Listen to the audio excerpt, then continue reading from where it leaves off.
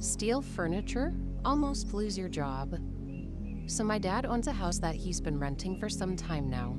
The tenants that lived there were for the most part decent people who my dad thought were very trustworthy. That all changed about 2 months into the tenancy when the tenant refused to pay the month's rent.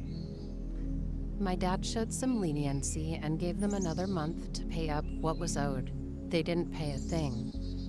By this point, my dad, frustrated by the whole situation and being 2 months out of rent pay, offered them a deal.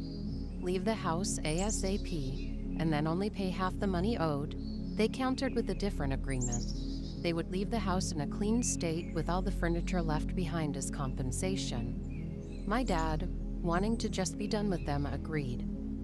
Cue to when my dad gets to the house, finds the place a mess with none of the furniture left behind, including the furniture that belonged to my dad in the first place. The 2 sofas that my dad owned were left behind, but they were trashed and left in the shed.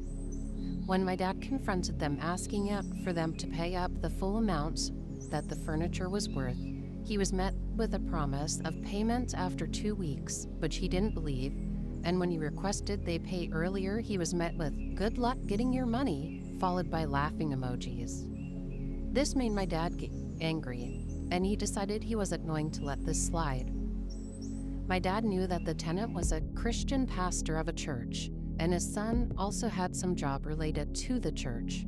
My dad contacted the church and explained everything from how they hadn't paid him rent money to stealing furniture and trashing the place. The church was somewhat interested about this behavior.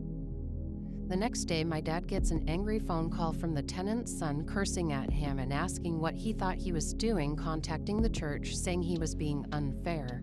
My dad hung up on him only for him to attempt to ring 10 more times after he hung up. From what we could piece together, the church had told the pastor if he didn't settle things with my dad, him and his son would lose their jobs. My dad received the full amount for the furniture that same day and agreed to back off.